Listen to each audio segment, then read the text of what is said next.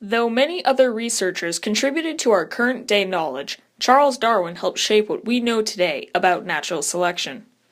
Darwin's research on the natural selection accidentally begun when he embarked on a 5-year voyage to accompany the captain of the HMS Beagle. The Beagle sailed around the southern hemisphere, stopping by a collection of islands where Darwin noticed something odd. Known today as Darwin's finches, a collection of finches populated part of the HMS Beagle's voyage.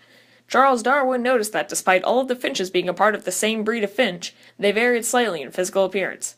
Some had longer beaks for eating the local food source, which was bugs, while a handful of others had short and large beaks for cracking open nuts, the food source for that island. Charles Darwin then coined the term natural selection. If finches were so easily affected by natural selection, that raises the question, how has natural selection affected the human genetic code? As the Earth changes, so does the resident organisms on Earth. Our human ancestors began migrating from their traditional jungle habitats into a new desert climate. To survive this long distance, the primates adapted bipedalism. Bipedalism is the act of walking on 2 feet rather than 4. This assisted in the migration and travel in general significantly. One reason was to minimize the surface area that would receive direct heat from the sun. Another was to increase travel distance without getting tired out as quickly as a 4-legged animal would. The lack of knuckle walking would free up 2 hands for more activities. Those who couldn't adapt would die off, taking the old genetic code with them. With the old genetic code out of the picture, new genetic code began to form in the shape of physical changes.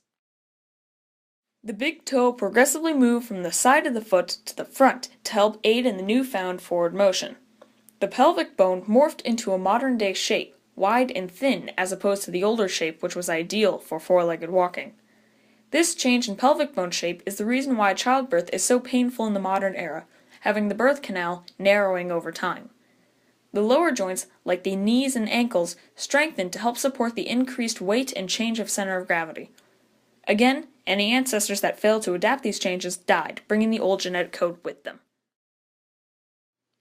The human brain, to this day, still increases in size every generation. This, linked with all of the previous adaptations, is the direct result of why children take so long to grow out of infancy. Humans are still evolving to this day, so there is no knowing what humans will look like in the future. Will our arms continue to shrink since we don't walk on them anymore? Will our heads continue to grow? This is all a result of natural selection.